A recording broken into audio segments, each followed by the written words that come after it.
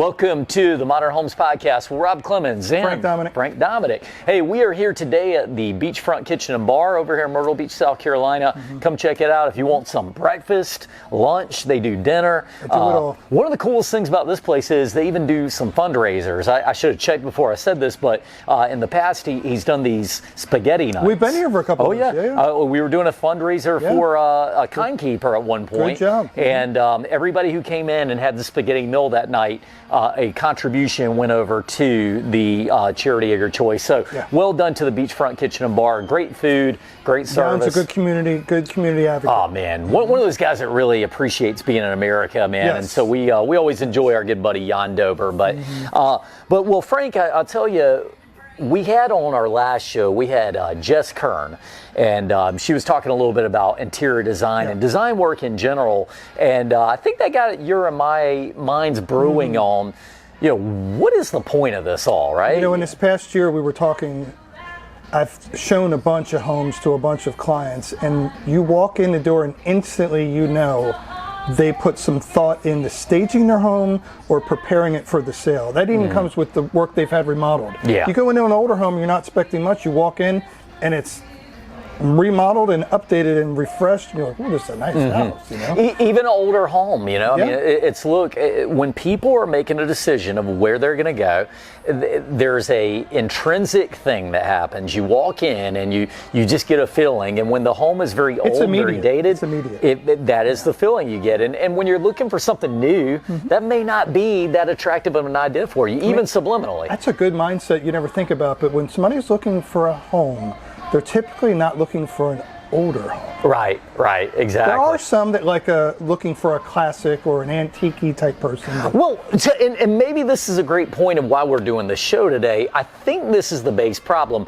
When you buy a used car, you buy it knowing that you're saving money on it, and you feel like, hey, look, it doesn't matter. This thing's got 80,000 miles on it. It smells a little bit like maybe somebody was smoking in here, but I saved a ton of money, right? Yeah. But when you buy a home, if you're selling a home, what do you want your home to have done? Not depreciated. You want your home to have appreciated. And most homes do, but then you miss these opportunities through little things that you shouldn't have done. Minor stuff. Absolutely. Minor stuff, sometimes major stuff, but at the end of the day, let's talk a little bit about do's and don'ts with selling a home. How about that? Well, one is if you can remove if you have an overwhelming amount of personal photos, I get it, it's your home, but you want that person to walk in and feel like they can see themselves in there. If you have too many personalized items, you're kind of removing a big population that doesn't have a vision. Just weird pictures in general are always going to be kind of a thing. Yeah, I've seen some stuff. And I get it. You have a flair and something that's very real to you. But if you're trying to appeal to 10 out of 10 people, not 2 out of 10 or something, you do need to consider that. I was kind of thinking about the movie. You remember White Chicks, the movie? I remember it, but I'm not familiar with it. There's a scene where I don't want to give away the movie, spoiler alert, but he walks in the house and there's a picture of a big buff guy sitting on the on like a blanket or something, and the lady goes, "Who is that on your wall?" And he said, "Oh, that's my personal trainer." Because I'm getting motivation. If you've seen the movie, you know what I'm talking about. I don't want to give it away, but the point is that what motivates you, what inspires you, what brings you comfort may not be that thing that's giving you the optimal choice. It may not be universal. Right. So when you're looking to sell your home, you do have to consider, okay, well, that's a good one. I mean, garages are often areas that are neglected. I showed a house not too long ago that had scripture scrawled across the garage walls, which were painted white. So it was a very clean looking, in other words, garage, but one wall was filled with a black Sharpie writing out scripture. And I thought that's an interesting touch. Well, here's part of the thing with that my mind goes to. It's not even, about biblical or not biblical or anything, but it's like those were lines that were very, very meaningful to you. And almost to a point where I feel like there's a reverse effect that would happen. It's not even that you're like, oh, well, I don't really care about that. It's more like, wow, this is somebody's home, and now I feel like I've intruded when I'm moving to this home. Exactly what it felt like. Yeah. So I think you're on to something. Well, I've got a don't. And so we're talking a lot about do's and don'ts here, mainly don'ts right now. Watch the odor. You know, you get into a home and sometimes we go what I think we call nose blind to what your home smells like. And look, this is a tough one. It can be sensitive. This is your home and you never want to offend anybody. Or that smell may not offend you. Well, it may not, but you get into to a situation where somebody's walking in that home for the first time. They say your olfactory senses are some of the most descriptive in your mind, right? So all of a sudden you can feel good or bad based on the virtue of that. And that's a tough one because it's not always easy to get. I've had some strong air fresheners. I remember showing a few homes to a client one day, a couple, and one of the houses fit all their needs. I remember that. And I said to the wife of that couple, I said, how did you feel about that second home? She goes, it smelled funny. And I go, it's like potpourri of some sort, I guess. Potpourri, if people still use that. And she's like, yeah, but it was overpowering. I couldn't pay attention. And I thought that was unique because to me it was strong, but it wasn't a turnoff. It was just strong. It was. And I think that, you know, look, you can't please everybody with everything. Like that we know. We're not saying you got to go and change your whole lifestyle or do something that's totally different than what you like in your own place. But at the same time, you just have to be mindful of these things. You want to get the best value. That is one of those places to get. You almost want to impersonalize your home a little bit. Impersonalize it a little bit. But again, you're personalizing at the same time because you're involving more people in the equation. We go back to what we said a minute ago. If I could sell my home for an extra $20,000 or $30,000 by doing this, would I do it? Absolutely. But no, I mean, so we were building this home in Litchfield, which is just south of Myrtle Beach. Very, very nice community. It's a nice community. And I said, hey, sir, have you picked out your flooring yet? We have a flooring supplier that you go to. And he said, I'm just going to do Congolium, which is like a brand name of linoleum, as I've come to find out. Fancier name. And I remember I was even talking to the appraiser about the house later, and she goes, what's he doing in the home? And I said, he's doing a linoleum in all the kitchens and baths. Did she go, can you say that again? And she honestly said that. She goes, oh, that's a mistake. He's not going to do that. I said, ma'am, I assure you he's doing it. And later on, 5 years down the line, what do you think he went and changed out? That floor. All that flooring. And it would have been cheaper to do it in the first place. He put in updated linoleum. He got the finest linoleum. Imported it. Oh, God. But no, so it's come a long way. All right, we got time for about one more. What's one final don't? Cleanliness. Cleanliness. Yeah, I was in a home not too long ago, and granted, it was sort of an as-is situation. The person buying it was going to rehab it, but it was so off-puttingly cluttered and dirty that even that was just, it was off-putting. It's not a little elbow grease over the weekend. Kind of like you said, the smell thing when you walk in, it hits you hard. Here's the worst part, and for those of you who are out there thinking we're being a little harsh today, I hope that's not how it's coming off. We're really trying to be constructive. Well, trying to be constructive because look, this is your most expensive investment in your life. It's probably your biggest asset you have for most people.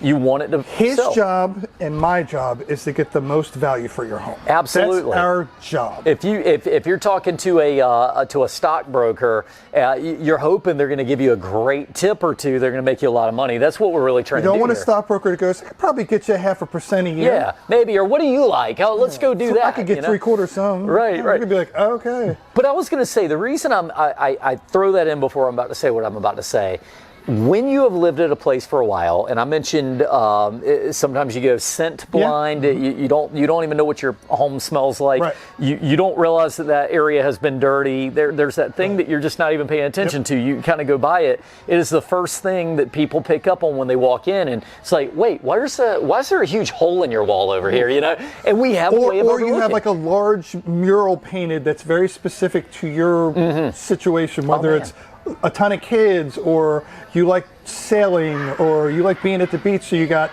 anchors everywhere and sand. Like, sometimes you forget it's there because, like you said, you see it every day. It becomes part of the scenery, basically. Absolutely. Well, and to go back to it, you know, at some moment, this is what I think of when I see these murals. At some moment, that spoke to you in a very real way.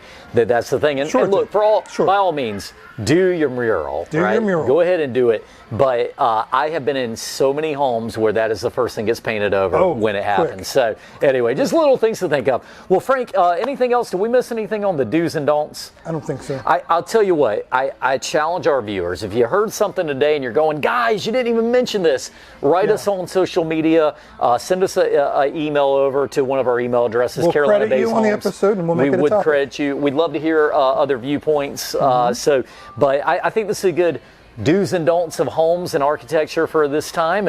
And Frank, what else is going on in the world for the Ton next of stuff. Yeah. Sell real estate, buy real estate, list real estate. Well, okay, there you go. Well, hey, look, I'm going to say this.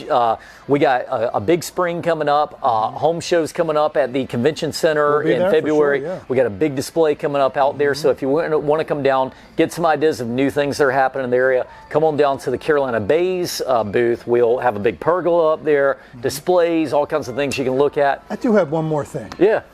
We still have some lots available down here, so give us a call. Rob's a custom home builder, and he builds some of the best homes in the area. Yeah, there are still some lots out here for sure. But get them while you can, because right now a lot of people are having to go out west into places they didn't think they were going to have to do. Now, instead of being 5 minutes from the beach, you went 10 minutes, then you were 15, now 20, 25.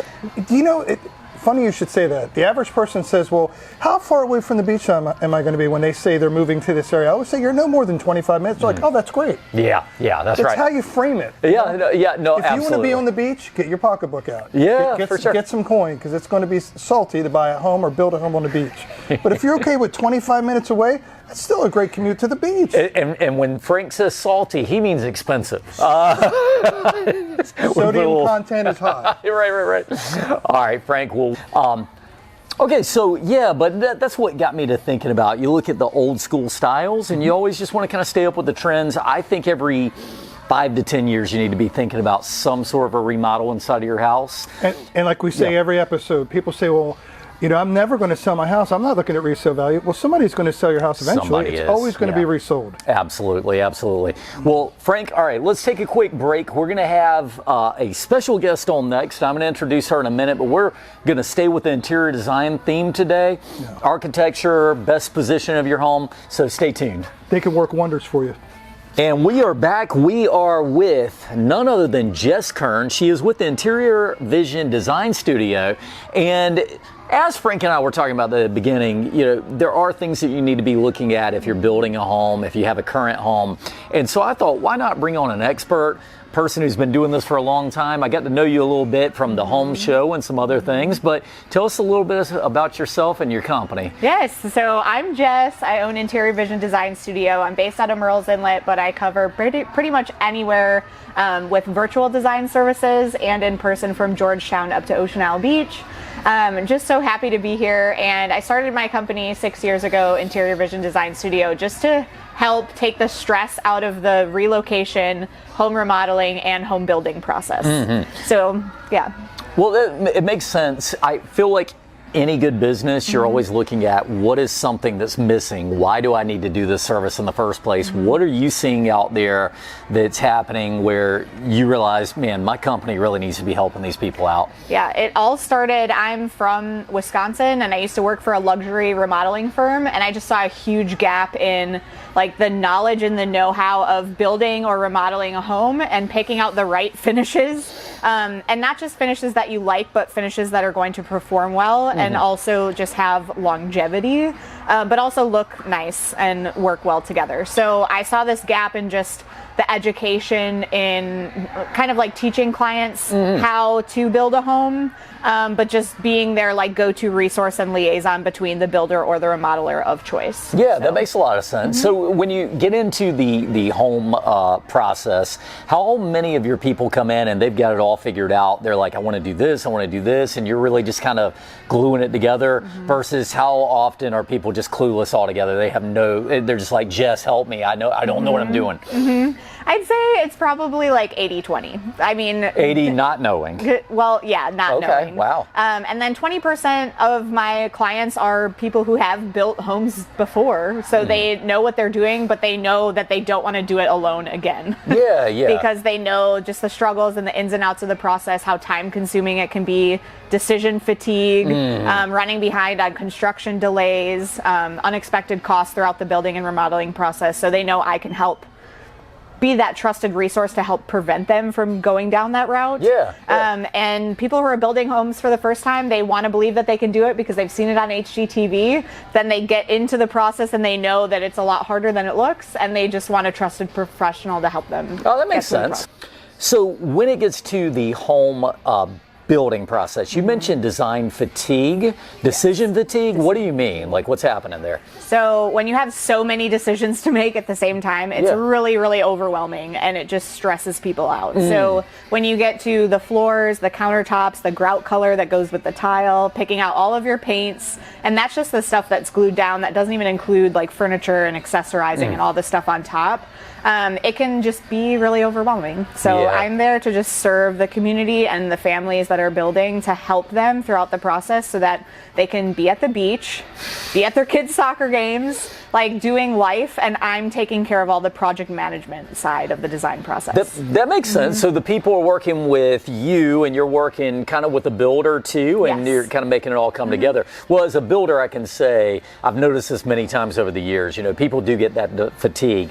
Building a home doesn't have to be that complicated, but it's like sometimes you get into it and custom sounds really great until you realize everything's on the table, right? I mean, the ceiling color, the trim, the grout color, as you said. So how did you find out you had a skill for this? Because not everybody has a skill. I'd say it's pretty limited, you know? Yes. I've always been super creative minded, and ever since I was a little kid, I used to draw up blueprints for like the tree house that I wanted my dad to build, and I would space plan my room and do all this kind of stuff. And then I decided once it was time to go to college to go for interior architecture. Yeah. And I just have a passion for homes, but also just creating environments that are just, a lot of my clients like to entertain, and they have friends and family, and they have people stay for the weekend or whatever at the beach. So I like to create experiences throughout the space and just basically build an environment that's going to be a legacy for their home. That makes sense. As far as the treehouse went, what did you do inside of there? Was there anything that people need to be thinking about for your next treehouse? Yes. So my treehouse had a rock climbing wall on the outside. That was a huge feature. Awesome. It had a like fireman's pole to like slide down from the second floor. Gotta be efficient. I had a full carousel on the second floor, which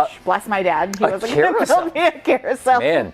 I had a picnic table to play games and puzzles and stuff with my friends. I'm picturing a very large treehouse at this point. It's very, very large. The Disneyland of treehouses, if you will. Disneyland of treehouses. Yeah, very good. Very that good. was it. Tell me some things that you're seeing going into the next few years that are going to be trends that really may not have been 10 years ago. So just... I hate the word trends just because I feel like everything is just a pendulum. Like it comes in and out. That's true. Definitely like the modern farmhouse is definitely shifting more towards the organic modern. We're not seeing as much contrast with like a lot of people like the black contrast. We're seeing that move more to lighter, brighter colors, especially at the beach. I think never be afraid of color. I think the lack of incorporation of color is more just not trend related, but it's just a fear of like doing it the wrong way. So getting someone like me involved to just help you confidently make those decisions, I think helps you create a home that's unique to you and not necessarily just on trend.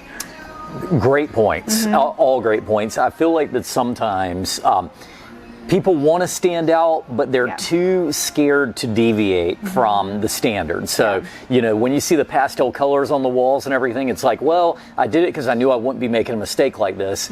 True, but you haven't done anything that's really given you that stamp of this is my home, this is special. So you can help with that. I love adding personality in a tasteful way that also has that resale value like you talk about. It creates a timeless environment, but you can still have fun with it. And I think going too bold and not being intentional about the decisions that you make can scare people away and be a very costly mistake. So I will say, if you do try something trendy, or if you want to do something super unique and bold, that you do it in something that isn't extremely costly to replace. Yeah, for sure. Maybe in a paint color or an accent wall or wallpaper or something like that can easily be undone when it's time to sell the home. My wife and my first house we built, and I'm in the building game, but I never said I was an interior designer. We just built it, right? We put in a very light purple in our bedroom. We thought this was gonna be great because on the little swatch that was this big, it looked great. But then when you put it on these 16 by 12 walls and all this, oh man, we repainted that thing within 2 seconds of us getting home. My wife's like, that's not gonna work. Yeah. So there's another $500-600, right? You know what I mean? So. Yes. I do a very intense, my decision-making process is very personalized. I have a whole toolkit that I bring along. I like to always do paints last, so if we're picking architectural finishes and furnishings, I incorporate muted tones of those colors on your walls so that everything is cohesive and makes sense. But yes, paint colors can be so intimidating for some people, and you can make the wrong decision, but it is an easy fix. Well, get some help. It's like anything else you do in life. It helps just to know you have a professional that's going to really give you the best finish overall. And look, if you're going to spend a few $100,000 or several $100,000 building a project, remodeling a project, why not just spend a little bit more money and make sure you get it done right? So that makes a lot of sense. Protecting your investment. Protect your investment, 100%. Yes. Well, so do you have any inspirations in architecture? Anybody that you looked at that has stood out in your mind? Yes. I love Frank Lloyd Wright. I'm a Wisconsin gal, I really enjoy Frank Lloyd Wright's architecture and his connection to nature, and I think that overflows into beach life, where if you're not living on the beach, you're not doing the corny coastal designs, but just incorporating those coastal and nautical hues and textures throughout the space. I love that Frank Lloyd Wright always connected the outdoors inside, especially during the winter time when we're all cooped up. It's important to just feel like you have that connection to nature. So that's my biggest inspiration. I feel like Frank Lloyd Wright was ahead of the game on so many things. These days we talk about lots of windows and visuals and bright light coming in and open floor plans. He was doing this before anybody was even thinking about it years ago. So very cool stuff. What was the one, he had a famous one that he built over waterfalls. He named it something. It was kind of like there's some water. Frank's coming in on the background. Water? Falling water. That's the one. Yeah. But it was amazing just to see the viewpoints that he's able to create, and like you said, to be able to bring you outside while you're still in the comfort of indoors. Very cool stuff. All right, nice. Well, Jess, how can people get a hold of you if they ever want to use your services? You can reach me on my website, which is www.interiorvisionllc.com. You could send me an email at jess@interiorvisionllc.com, and basically just Interior Vision Design Studio anywhere on socials.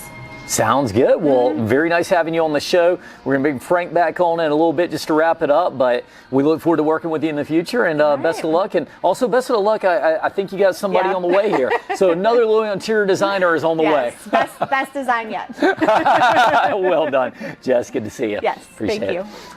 Oh man, Jess, brought some great information. Yeah, just coming down here a few years back from Pennsylvania, that Falling Water is a tourist place. It's stunning to see in person. Man, I'm glad you saved me, man. I couldn't think of the name right at the last minute because Frank Lloyd Wright, he has all these homes and he named them things. He has 4 or 5 really famous homes that I can think of right off the bat, but man, very good stuff. And I thought it was cool to bring her on. Not, obviously you could talk for a very long time when it comes to architectural principles and interior design, but it's just great to have an expert on, kind of hit a couple of the high points. Well, who's somebody who's focusing, that's their specialty. For sure. All right, well, Frank, anything going on in the Myrtle Beach area you want to talk about right now? Selling homes. Selling homes. Hey, we're just coming off of Christmas. It was a good start to the new year. 2025 is looking bright. So 2024 was a good year for everybody. Absolutely. Especially in this area. So well done. We'll see you guys all next time on the Modern Homes Podcast. See you later.